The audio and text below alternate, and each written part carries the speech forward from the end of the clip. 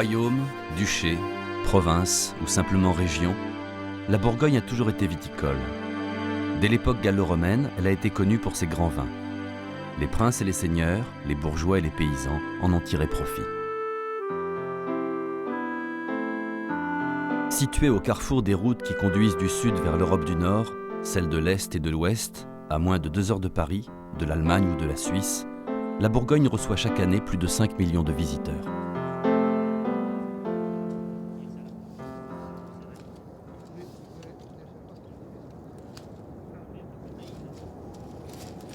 Les soins attentifs du vigneron commencent à la taille.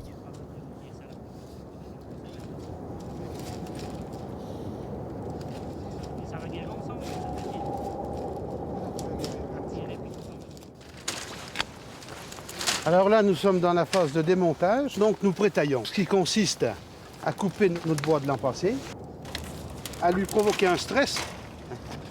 Chaque coupure, ça lui fait une blessure qui va lui permettre de réagir en donnant des fruits. Et si vous la laissez continuer à l'état sauvage, elle vous donnera des petits fruits. Et puis de moins en moins de fruits, elle donnera de la feuille au lieu de donner du fruit. Ces grosses coupes-là se font au mois de novembre, avant les grosses gelées, quand ils gèlent des fois à moins 10 ou des fois moins 15. Pour ne pas que ça ait d'incidence sur notre cercle.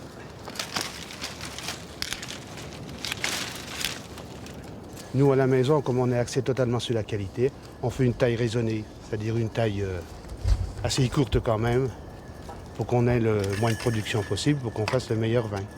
Sur cette vigne-là, on va laisser à peu près 5 à 6 yeux, ce qu'on appelle un œil. Voilà un œil. 5 à 6 yeux. Pour pouvoir se permettre de coucher notre baguette après. 3 yeux sur ma baguette, 2 yeux sur ma taille, ce qui fait 5 yeux. 2 raisins par yeux, ça va nous faire 10 raisins, il y en a encore 2 de trop. Au mois de juillet, en principe autour du 14 juillet jusqu'au 1er août, on fera de la vendange verte pour nous laisser que 8 raisins, ou voire 6 même.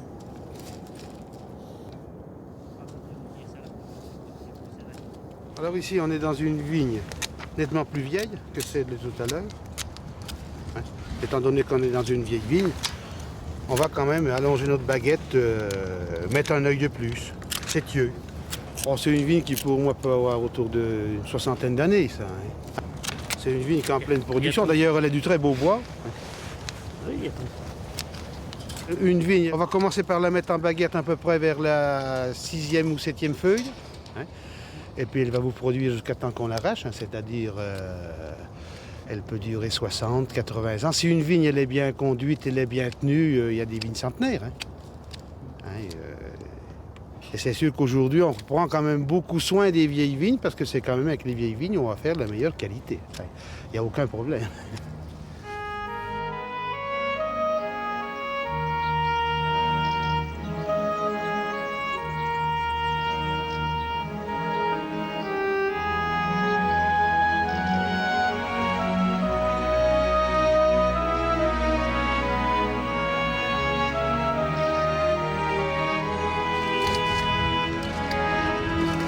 Vers la 3e semaine de septembre, le raisin est mûr, la vendange peut commencer.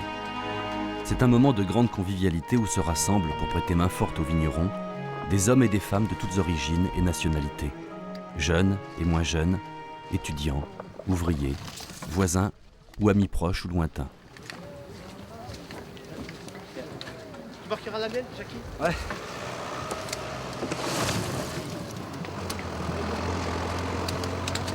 On se refait une santé. Non, c'est bien. Et quand il y a une bonne ambiance, c'est sûr, c'est l'idéal, quoi. Enfin voilà, puis cette année on a un peu de pluie, mais enfin bon, quand on est une bonne équipe, on supporte tout, quoi. C'est le cas. À la pause, il faut reprendre des forces. Une équipe de 20 vendangeurs doit ramasser en une journée le raisin sur 1 hectare de vigne.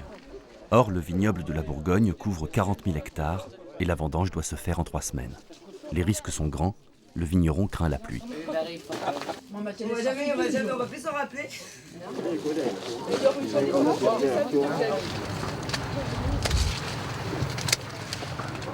La vendange jusqu'à 7-8 ans en arrière, c'était presque essentiellement à la main dans notre région. Pour une région déjà très simple, c'est qu'on a beaucoup de parcelles, les domaines sont très morcelés, les parcelles sont de petites surfaces. Il y a des contraintes de ramassage qui sont imposées, à savoir le temps, donc il faut aller vite, il faut trouver du personnel en nombre important, et c'est là où il y a cette difficulté de réunir, si vous voulez, les gens qui ont quand même la force, la volonté de ramasser, parce que ramasser quand il pleut, c'est pas facile, il y en a beaucoup qui s'en découragent.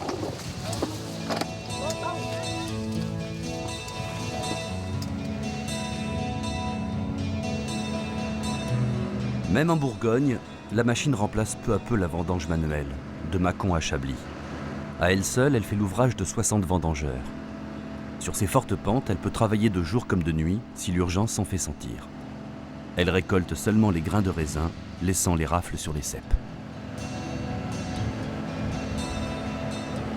Nous sommes presque au cœur du vignoble de Chablis.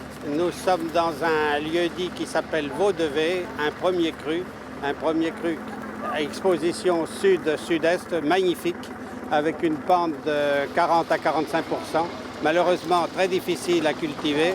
Nous sommes obligés de vendanger à la main en emportant les raisins avec un petit tracteur à chenilles ou de vendanger avec une machine enjambeuse à chenilles. Un gros problème, c'est que nous sommes toujours obligés de remonter la terre. À chaque orage, la terre descend. J'ai été obligé de faire des travaux importants avec des caniveaux qui sont couverts de façon à couper la pente. Mais c'est un endroit splendide qui donne un vin. C'est celui que je préfère.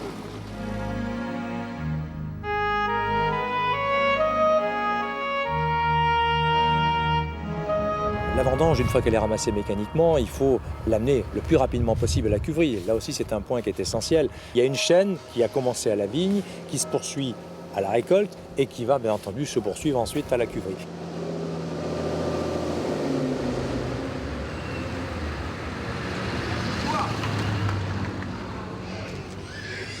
À tous les stades, on goûte le fruit, le jus et plus tard le vin. Ici, en Bourgogne, on a conservé l'exigeante habitude de trier la vendange manuellement avant de la mettre en cuve et de commencer la vinification.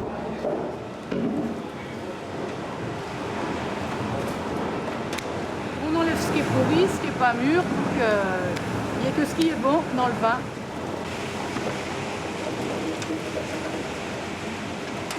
C'est quoi finalement ce que nous appelons la vinification? C'est un peu l'élaboration à partir d'un raisin qui nous en Bourgogne est pour 99% du pinot noir à jus blanc, c'est-à-dire un cépage, tout cépage noble est un jus blanc, la matière colorante étant dans la peau, si vous voulez. C'est pour ça que nous sommes obligés d'avoir des cuves de différentes formes, de différentes capacités, qui nous permettent d'introduire ces raisins entiers ou égrappés, de façon à avoir une cuvaison dans laquelle ces raisins peuvent baigner dans leur propre jus, de façon à avoir une dissolution de matière colorante de la peau vers le jus, qui colore journellement le jus et qui devient ainsi orangé, rubis, violet. Les gravures anciennes montrent le foulage, pratique essentiellement bourguignonne. Les hommes entraient dans la cuve pour écraser le raisin avec leurs pieds, et puis 2 fois par jour pour enfoncer le chapeau. Vous êtes obligé d'avoir tout votre bassin immergé pour avoir les doigts de pied qui montent de façon à faire une colonne de jus qui vient et qui ressort dessus. Et c'est pas rien, c'est très physique. Quand on faisait ça, on était exténué. Et 2 fois par jour. Et regardez l'épaisseur, là, ici, sur une cuve comme celle-ci, vous avez au moins 90 cm à 1 mètre de chapeau compact. Le chapeau, c'est tout simplement l'ensemble des baies, des pellicules, qui remontent à la surface du jus, et notamment sous l'effet du gaz carbonique qui pousse le chapeau. Alors, et le chapeau, on le plonge, on l'immerge dans le milieu liquide, on l'arrose pour l'assouplir, pour pouvoir donc faciliter l'extraction. Nous unifions dans cette cuverie 65 appellations différentes, issues donc de petits morceaux de vigne, parce que la Bourgogne est très morcelée et nous avons des tas de petits morceaux. Et je crois que c'est important d'associer la tradition, les cuves en bois, et la technologie un peu moderne de cuves en inox. Pourquoi ? Parce que dans un millésime, dans un grand millésime, nous nous sommes rendus compte que quand les raisins sont sains, mûrs, impeccables, les cuves inox nous permettent d'extraire mieux, de mieux concentrer.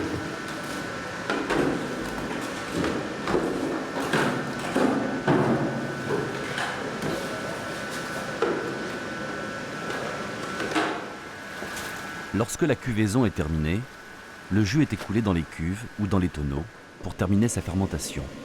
Et ce qui reste est mis dans le pressoir qui en exprime le jus. Pour obtenir 100 litres de jus, on compte en moyenne 130 kg de raisin.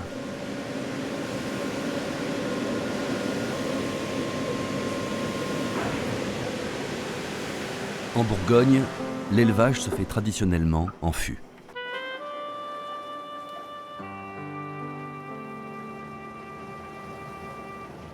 Alors là, c'était la partie un peu souterraine, un peu mystérieuse du vin. Le vin, après le tintamarre de la récolte, après le tintamarre de la vinification, le vin va rejoindre les caves. Et pendant l'automne, l'hiver, le printemps, le vin va subir en fait énormément de transformations qui vont l'amener jusqu'au produit final qui va être mis en bouteille. On a vu essentiellement donc, la vinification en rouge. Donc la couleur qu'on a extraite, les tanins qui ont été extraits, vont se marier, vont se stabiliser. Le fût a énormément d'importance puisque c'est lui qui va donner une empreinte, un style, des caractéristiques au produit. Le fût joue un rôle essentiel dans la vinification et l'élevage des vins de Bourgogne. Aussi, les tonneliers bourguignons ont acquis un savoir-faire de réputation mondiale. Le tonneau est constitué de douelles. Pour obtenir 1 mètre cube de douelle, il faut 5 mètres cubes de grumes, soit 80% de déchets qui servent à faire du bois de chauffage ou des agglomérés. Avec 1 mètre cube de douelle, on fait 10 tonneaux. Les grumes débitées en tronçons sont ensuite fendues et non sciées, afin de respecter le sens des fibres du bois. Puis, les douelles sont taillées et mises à sécher à l'air libre pour perdre à la fois de l'humidité et des tanins en excès. La qualité et l'origine des bois font l'objet d'une attention particulière de la part des œnologues en raison de leur incidence sur les arômes du vin. De nombreuses essences de bois ont été employées, châtaignier, frêne, acacia, mais c'est le chêne qui réunit les meilleures propriétés pour l'élevage du vin. Les forêts les plus réputées sont celles du Tronchet, de l'Allier et des Vosges. Depuis leur origine, les tonneaux n'ont subi aucune modification notable. Ils sont fabriqués aujourd'hui comme ils l'étaient autrefois. Peut-on dire qu'il en est ainsi depuis les Gaulois? On est loin d'être certain de l'origine du tonneau, mais Grecs, Romains utilisaient les amphores en terre cuite.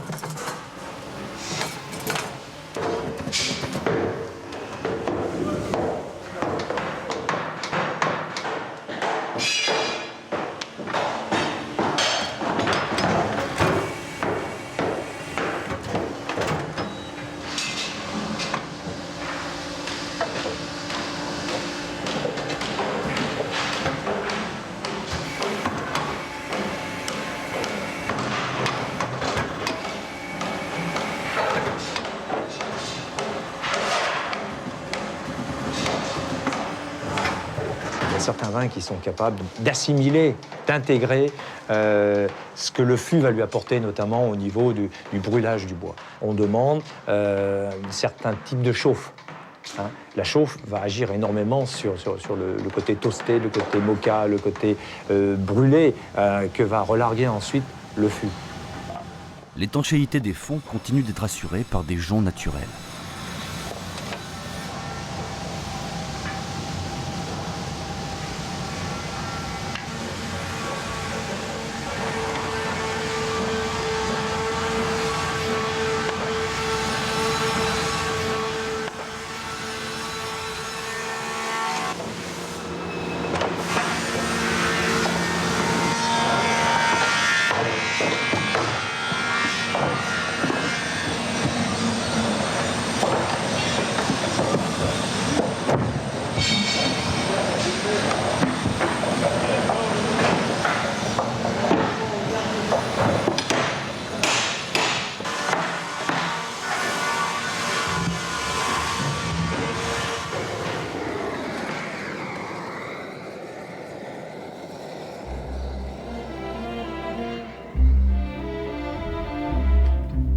L'art de l'élevage des vins chez les négociants de Bourgogne est le fruit d'une longue et séculaire expérience.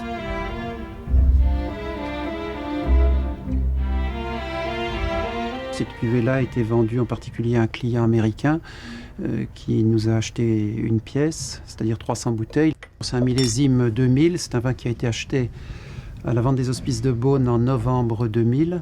juste après la récolte.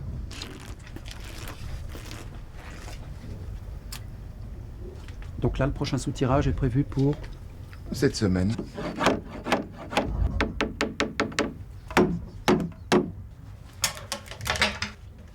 Pour les très grands vins, comme ceux des hospices de Beaune, une attention particulière est apportée à la séparation du vin clair de ses fines lies.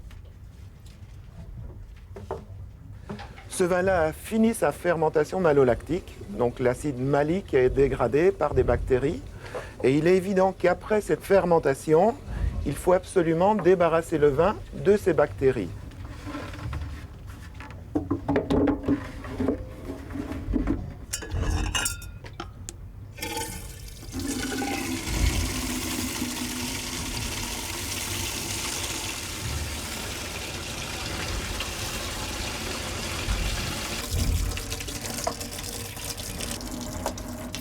Le caviste détermine sous la lumière d'une bougie le moment d'arrêter cette opération de soutirage.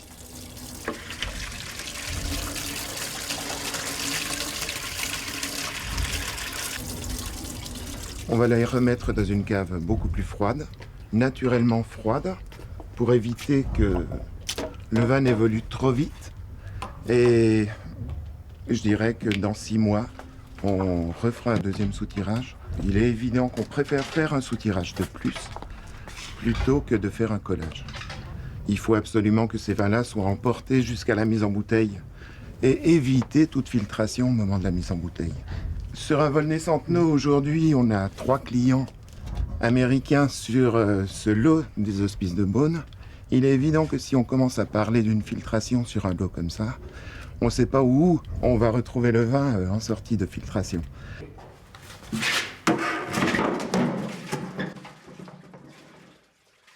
La meilleure solution qu'on ait trouvée aujourd'hui, c'est, après sédimentation, d'enlever le vin clair de manière à évacuer ensuite ces lies qui seront emmenées à la distillation. À la distillation où on fera ce qu'on appelle de la fine Bourgogne avec. Les fûts sont aussitôt lavés à l'eau chaude. Leur entretien est l'objet de soins attentifs.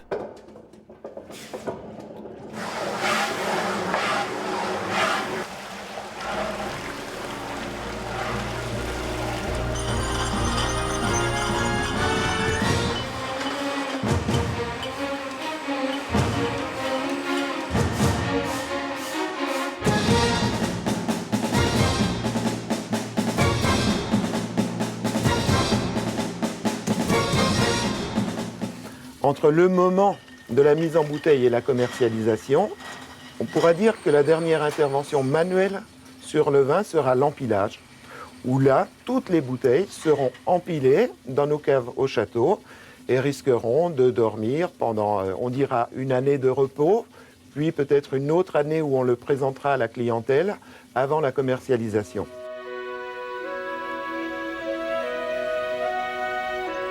Les châteaux viticoles parsèment le vignoble bourguignon. Voici le château de Pierre Clos, où Lamartine, grand poète, homme politique et vigneron, cultiva ses amours.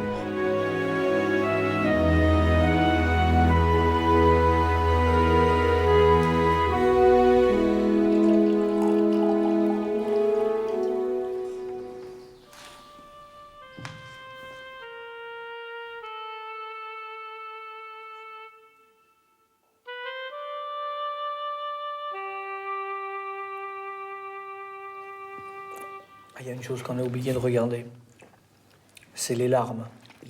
Ah oui, les larmes. Alors on le fait monter dans son verre et puis on regarde le liquide qui descend lentement sur les parois du verre. Alors comme on est au pays de Lamartine, on va dire que ce sont des larmes parce que c'est très romantique. Puis si on était un peu grivois ou un petit peu plus coquin, on dirait qu'il a de la cuisse. La dégustation, beaucoup de gens pensent que c'est une science. Nous, on sait pertinemment que c'est d'abord un plaisir. Et puis c'est un vrai plaisir si on le partage. Et puis le meilleur endroit pour le partager, eh bien c'est dans la cave d'un vigneron, c'est dans l'endroit et avec les gens qui ont fait le vin, parce que c'est un produit qui raconte une histoire.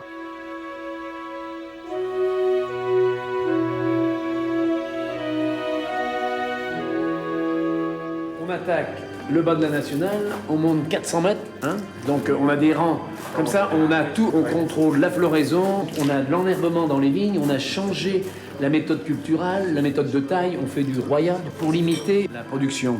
Et on arrive merveilleusement bien à limiter ça, et on obtient des choses étonnantes. Ça, on est très fiers du Clos Vougeot, hein. C'est Clos Vougeot 97. Les sommeliers de grands restaurants parisiens vont sur place, le verre dans une main et le carnet de notes dans l'autre, choisir leur cru. Bonnemar, quand on a vinifié ça, la cuve, c'était merveilleux. La cuve, c'était merveilleux. Puis après, il s'est un peu fermé avec les histoires de malolacté. Mais c'est extra. Ouais, c'est un des très bons vins de la cave, ça, toujours. J'attends les délicatesses. Après le Clos Vougeot, je trouve que c'est le meilleur contraste. Ah oui, en termes d'expression des tanins. Alors là, vous voyez, et la Bourgogne, c'est que ça. Ce sont que des espaces entiers de ces zones de tanins, et qui vous libèrent des fruits. Et on parlait au-dessus, quand on discutait de choses, de la formation aromatique. Eh bien, ça, c'est tout à fait ça. C'est cette expression-là, c'est-à-dire que tout ce qu'on fait au-dessus en vinification se retrouve après là. Et tout se joue là-dessus. Donc, dans les caves de la Tour d'Argent, vous le mettrez à la carte dans combien de temps? Ah oui, non, mais c'est ça qui est intéressant, c'est toujours quelque chose de... 2010 2010, oui, ce qui est juste. Donc, ce qui nous encourage à continuer à faire ce qu'on fait, finalement. Oh oui, parce que je vous dis, les 90, on les met pas en... Oui, c'est ça, mais ça, c'est merveilleux. Et on a besoin de gens comme vous. Hein, c'est vrai, enfin, la Bourgogne, j'en parle pas que de Jadot, mais de la Bourgogne. On se fait plaisir avec les 76, dans ce moment. Voilà, ouais, c'est ça. 76. Ah, et ça évolue bien, hein, c'est 76. Beau millésime.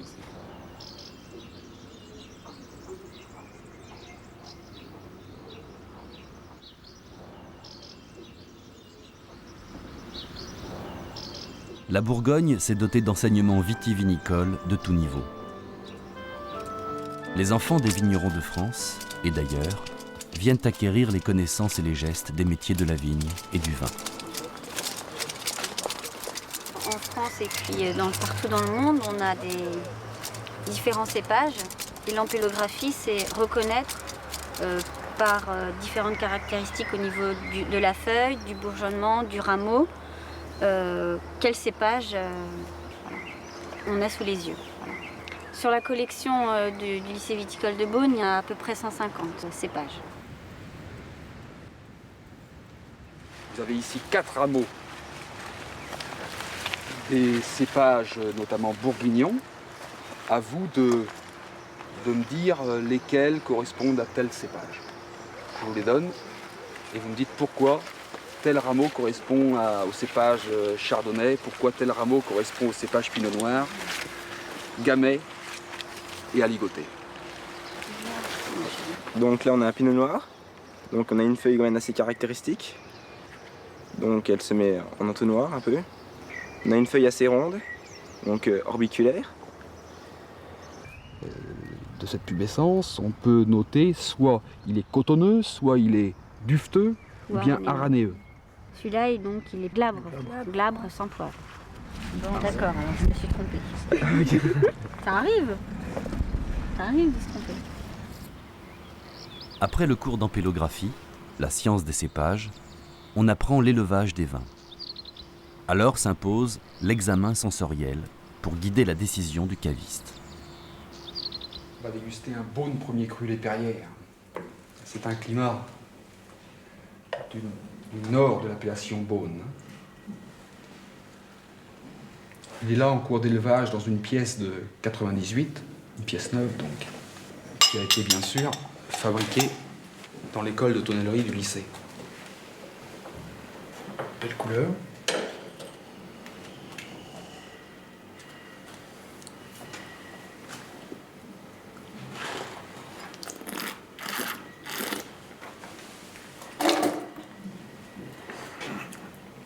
Bien le boisier, c'est un bien structuré, on n'a pas de goût de réduit, peut-être déjà été tiré. Oui. On poursuit l'élevage ou on interrompt ici? Les tanins sont bien présents. C'est pas trop sec, c'est fondu.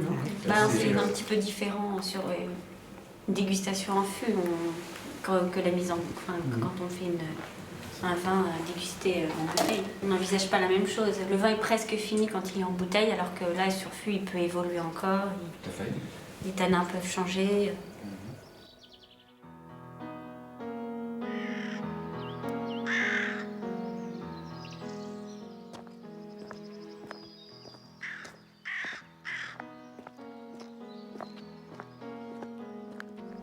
L'histoire viticole de la Bourgogne s'est enrichie du savoir-faire des moines de l'ordre cistercien, comme ici, à Vézelay.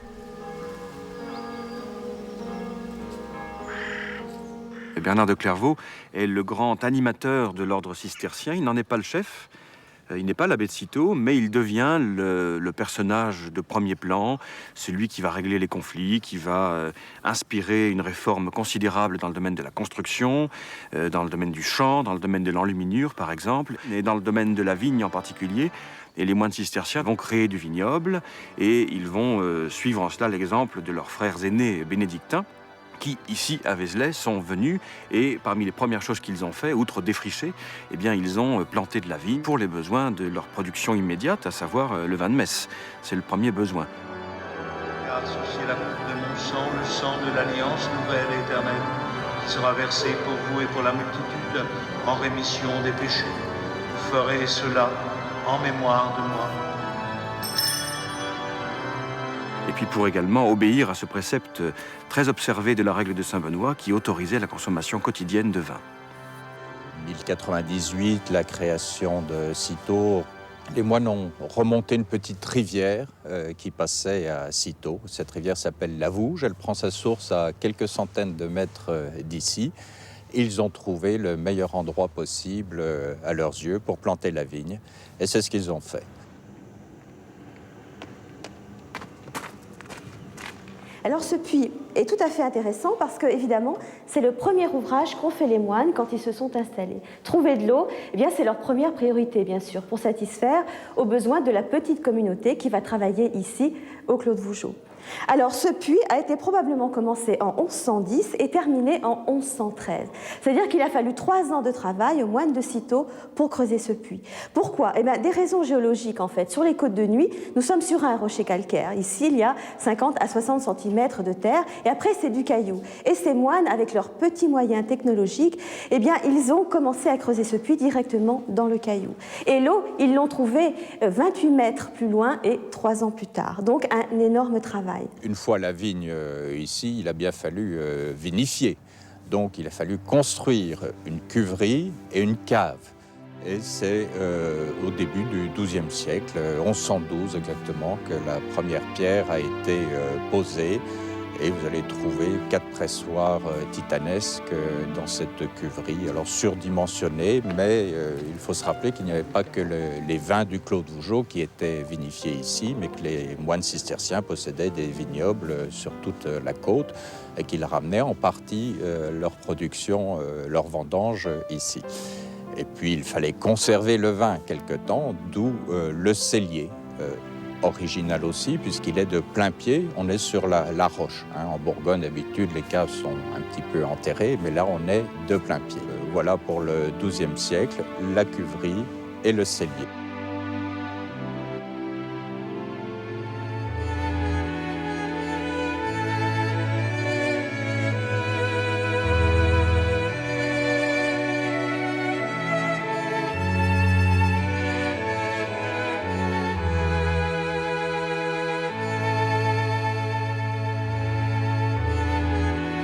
Des moines de Cîteaux à ceux de Pontigny, du château Philippe le Hardy au château de Maligny, la vigne et le vin guident nos pas.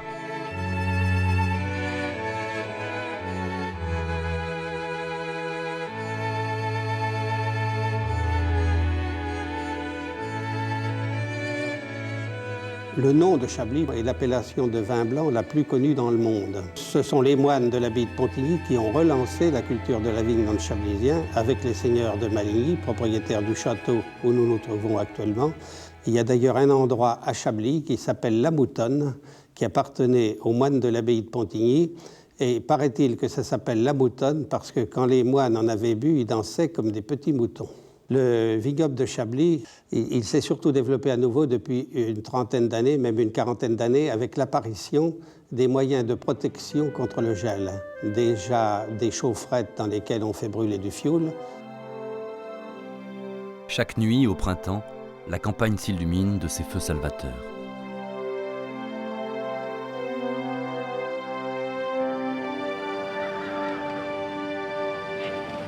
Voici un étang. Si vous veniez en été, vous verriez des planches à voile.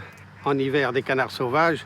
Mais son utilité n'est pas celle-là. Son utilité est de faire une réserve d'eau pour une installation de protection contre le gel par aspersion.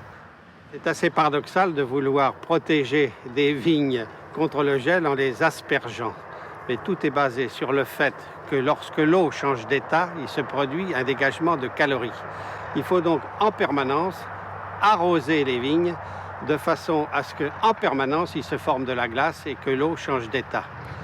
C'est spectaculaire la première fois que vous voyez ça au matin, quand vous voyez vos vignes qui sont couvertes de stalactites de glace, parfois même quand ça a duré longtemps, un mur de glace, vous avez l'impression que tout est détruit. Et pourtant, ça protège. À Chablis, 3 appellations. Chablis premier cru, Chablis et Petit Chablis. Messieurs ou mesdames, quand vous vous adressez à vos maris, à vos épouses, vous dites mon petit chéri, vous dites ma petite chérie, vous ne dites pas ma grande chérie ou mon gros chéri. Eh bien moi, mon petit Chablis, c'est mon petit Chablis chéri. Et il faut voir le mot petit comme un terme affectif et non pas comme un diminutif. À Corton, l'hélicoptère sèche la vigne après l'ondée. Le prix du vin s'en ressent. Alors vous arrivez actuellement devant le coteau de Corton, qui est un des grands crus vraiment de la côte en général et en particulier de la côte de Beaune. Alors nous privilégions ici l'insolation sur des versants exposés vers l'est, sud-est, sud et même sud-ouest. Parce que nous recherchons d'abord au printemps, disons, d'éviter le gel. Alors ce qu'on recherche ensuite, c'est d'une part un régime hydrique du sol qui soit satisfaisant. Il faut que le sol ici soit bien drainé, c'est-à-dire qu'il n'y ait pas un excès d'eau dans le sol. Alors, lorsque l'on va dans les hauteurs, là-bas, les sols également sont très favorables, disons, au vignoble de Pinot Noir ou de Gamay, mais là-bas, ce sont les aspects thermiques qui vont réduire un peu les niveaux de qualité. On arrive dans un contexte de haute côte, où il y a d'abord des risques de gel importants, mais en altitude à 350 mètres, 400 mètres d'altitude. Et il est évident que si l'automne est un peu précoce avec des températures fraîches au mois d'août et au mois de septembre, ça retarde d'autant la maturité, bien sûr, de raisin. Il faut tenir compte également que dans les Hautes-Côtes, comme la végétation de la vigne démarre plus tardivement, disons au début de l'année, il y a toujours 8 à 10 jours de retard par rapport à la côte. Ces 10 jours de retard, on les retrouve également à l'automne et donc avec des risques thermiques qui peuvent être gênants, disons, pour la maturité du raisin.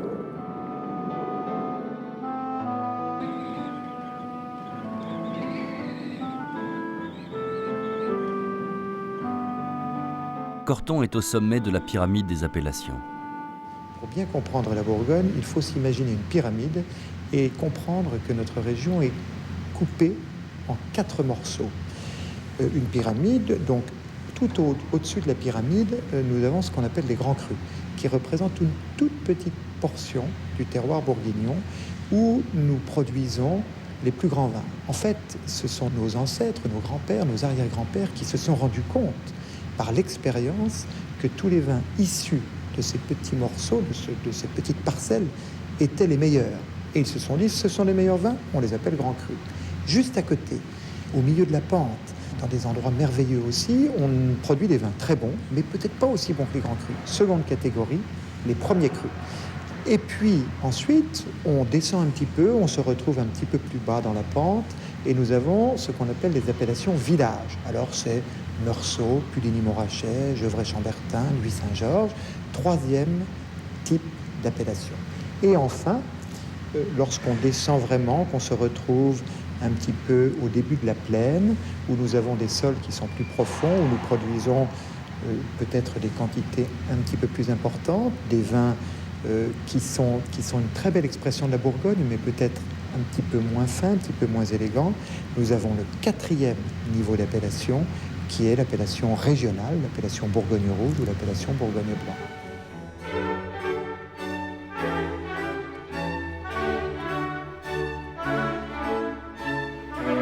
Derrière les murs des propriétés de la noblesse du Bouchon se cachent des jardins à la française que dominent des toits de tuiles vernissées. Sous ces maisons et leurs celliers, sous les rues elles-mêmes, dans des caves creusées sur plusieurs niveaux, se cachent des trésors de bouteilles. Reposant à l'abri de la lumière, à température constante, patiemment, elles attendent l'amateur qui viendra les réveiller. Cette collection, que nous appelons le musée de la maison Bouchard-Père, est, je pense, la plus belle collection au monde de vieux vins de Bourgogne. Il y a des exemplaires de pratiquement tous les millésimes de vins de Bourgogne depuis 1830 ou 1840. Alors, justement, en venant ici tout à l'heure, je voyais par exemple que les bouteilles qui sont là, c'est un lot de bouteilles de Musigny 1945.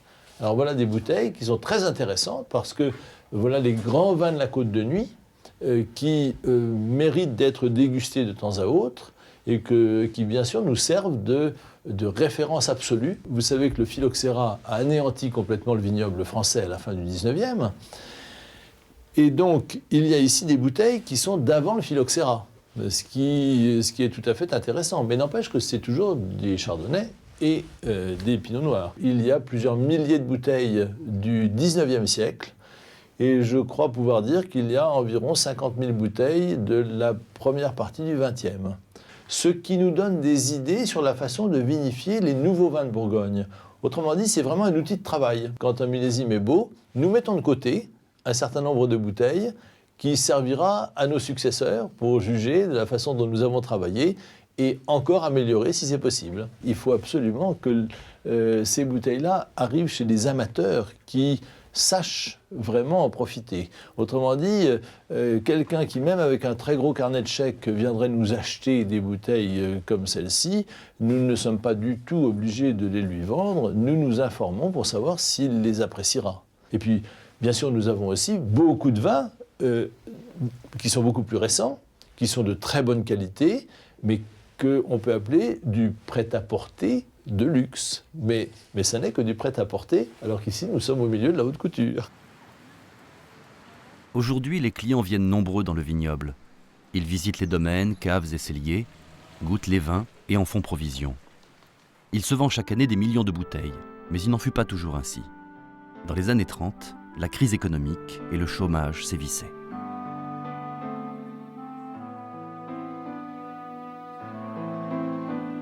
La confrérie des Chevaliers du Tas de Vin est née le 16 novembre 1934 au caveau Nuiton, à Nuit-Saint-Georges, autour d'un groupe de vignerons, Nuiton surtout, et de Vaune-Romanée, à l'instigation de Georges Févelet et Camille Rodier. Les portefeuilles étaient vides et les caves étaient pleines. Que peut-on faire ? Eh bien, on va faire une confrérie, mais ça veut dire quoi ? C'est-à-dire on va réunir autour de nous nos amis, et on va boire le vin puisque personne n'en veut. La presse était là dès le début, les grands médias, mais des ambassadeurs, des hommes politiques bien sûr, des chefs d'entreprise, des grands restaurateurs. Tout ce petit monde s'est retrouvé dans une cave en 1934. Et voilà, c'était le début d'une grande et belle histoire. Au début, la création de la confrérie correspondait à une situation donnée, une mévente des vins. Nous avons fait notre travail, la situation a évolué, la Bourgogne est encore un peu plus connue, et la renommée du vin surtout.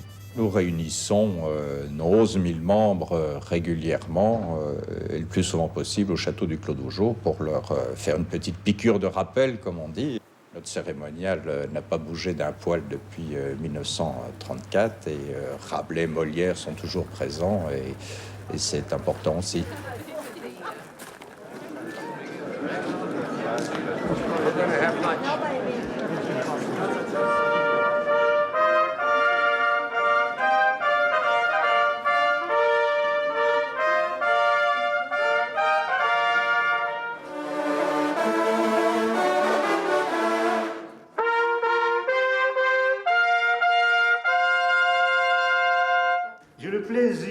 souhaiter à tous la plus cordiale, la plus chaleureuse et bienvenue au château du Clos de Vougeot, chef d'ordre de notre confrérie. Demain, sans doute, on vous demandera ce que vous avez mangé et bu au château du Clos de Vougeot et à quoi riment nos cérémonies, ces robes rouges et ces bonnets carrés. Vous répondrez alors que ce n'est pas uniquement pour boire et manger que vous êtes venus ici, mais pour y communier avec une province. Grand Prévôt, vous avez la parole. Nous accueillons une charmante promotion de distinguées dégustatrices pour recevoir le titre envié de chevalier du tas de vin. Par Noé, père de la vigne, par Bacchus, dieu du vin, et par Saint-Vincent, patron des vignerons, nous vous armons chevalier du tas de vin. Bienvenue. Avec grand plaisir, ma chère consoeur, que nous acceptons au sein de notre confrérie en vous remettant ces insignes. Soyez le bienvenue parmi nous. Bien signé le livre d'ordre.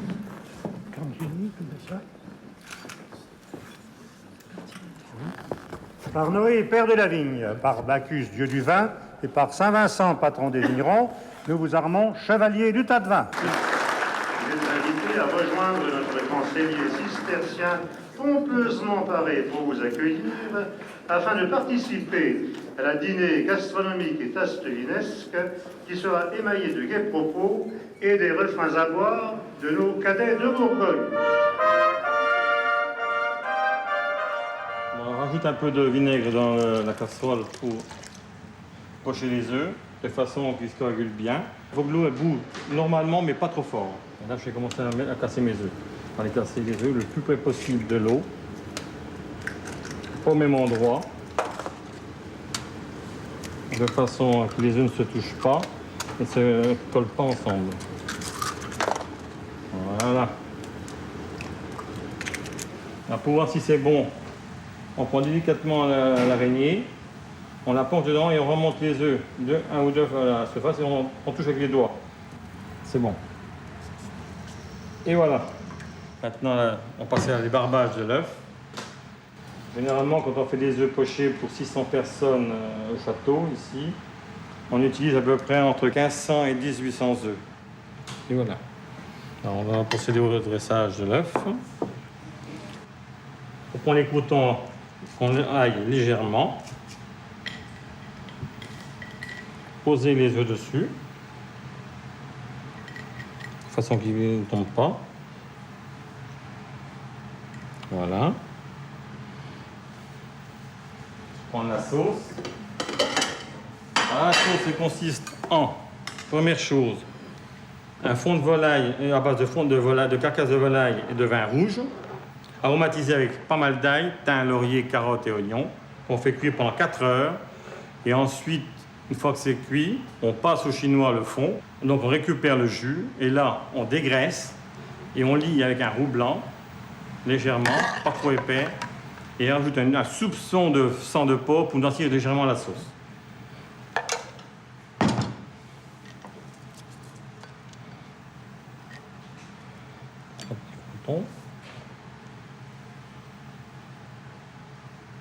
Et un peu de persil haché. Le monde du vin entretient avec les hospices de Beaune des relations privilégiées. Le vin, jusqu'en 1976, figurait dans la pharmacopée. Une bonne part du revenu des hospices a toujours été assurée par le domaine viticole, qui compte 61 hectares, produit 6 grands crus et 33 cuvées de premier cru. Les hospices ont été construits à partir de 1443, à l'instigation de Nicolas Rolin, grand chancelier des ducs de Bourgogne. Très grande fortune avec 16 seigneuries, Nicolas Rolin, ému par la misère du peuple à la fin de la guerre de 100 ans et motivé par le rachat de ses péchés, décida de créer un véritable palais pour les pauvres. On y voit actuellement les trésors accumulés, tapisseries, peintures, sculptures, poteries et étains, vitraux représentant les bienfaiteurs.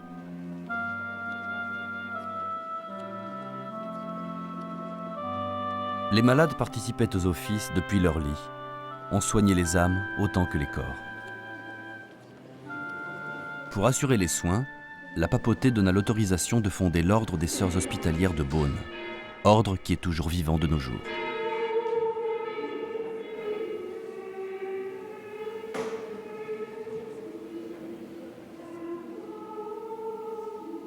Chaque troisième dimanche de novembre, la vente des vins des Hospices de Beaune permet de financer cette œuvre remarquable, comme nous l'explique Louis Trébuchet, président du bureau interprofessionnel des vins de Bourgogne. Traditionnellement, depuis près de 200 ans, les vins tout jeunes, nouveaux, de quelques mois, sont vendus à la pièce, aux enchères, et ça intéresse énormément de monde. Mais au premier chef, c'est l'affaire des négociants de la Bourgogne viticole, parce que depuis très longtemps, il y a un accord, qui est traduit d'ailleurs maintenant dans les statuts, qu'aucun enchérissement, aucun achat à cette vente aux enchères ne peut être fait en dehors des négociants bourguignons qui doivent élever le vin et doivent le mettre en bouteille.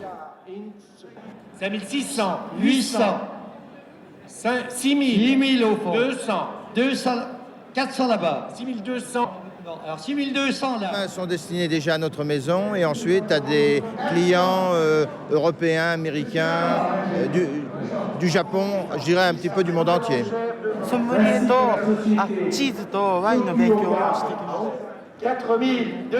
ストランを開くので、そのワインを買いに来ました。こちらのネゴシアの方に仲介をお願いして買いに来ました。C'est une part importante, oui. Oui, je dirais peut-être aux alentours de 40%. 3100, 3300. 3300 devant. On n'en restera pas là, 3700 c'est pas cher. 4000, 4000. On commence à avoir des degrés, vous voyez. Nous sommes à 6000, au centre. À 6000 euros. 6000 nous sommes. Cette belle cuvée Beaune, Guigonne de Salins, 6200 Attention, 6002. C'est presque les revenus de cette vente profitent intégralement à l'institution hospitalière fondée il y a 5 siècles et demi par Nicolas Rollin. Et cette année, les hospices ont offert comme pièce exceptionnelle au profit de France Alzheimer un très beau lot, puisqu'il s'agit d'un Meursault Genévrière de la cuvée Baudot. Bon, pour ce lot, on va débuter à 10 000 euros. Preneur, 10 000 euros, c'est pris. Deuxième feu à 10 000. 31 400. 40 000. Bravo. Bravo. 200. 50 200 euros. 50 000. 55 000. 55 000. Bravo. 65 200 euros. Vous vous rendez compte ce que ça fait en pied 34 heures? On pense pour battre le record, être le record du siècle, en fait, parce que c'est le dernier. Le Meursault des Baudot a touché à 70 000 euros. Monsieur, bravo. En dehors du catalogue de 729 pièces, cette année, les hospices offrent une pièce particulière qui était un Meursault Genévrière à une association qui est mise à l'honneur à l'occasion de cette vente. Et cette année, c'est l'association France Alzheimer pour laquelle une pièce vient d'être vendue à un prix très élevé puisqu'il approche les 500 000 francs. C'est une reine de charme, c'est Christine Scott Thomas, qui est une actrice anglaise et qui a accepté de prêter son image à cette belle cause que sont les hospices de Beaune et aussi de l'association France Alzheimer.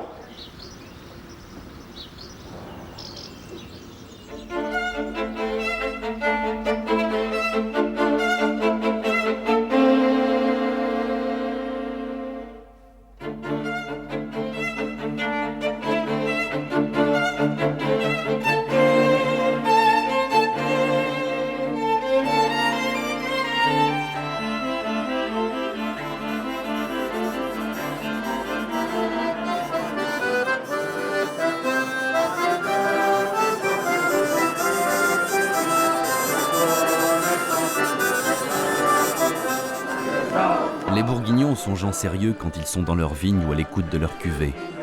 Mais ils aiment aussi faire la fête. Quand le vin est tiré, il faut le boire. Bacchus n'est jamais très loin, même si Saint-Vincent préside à leur rencontre. Ouverts à tous, ils aiment partager avec leurs visiteurs les bienfaits de leur terroir. La plus célèbre femme écrivain de Bourgogne, Colette, a su mieux que quiconque nous ouvrir la route des crus.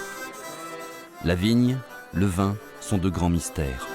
Seule dans le règne végétal, la vigne nous rend intelligible la saveur de la terre.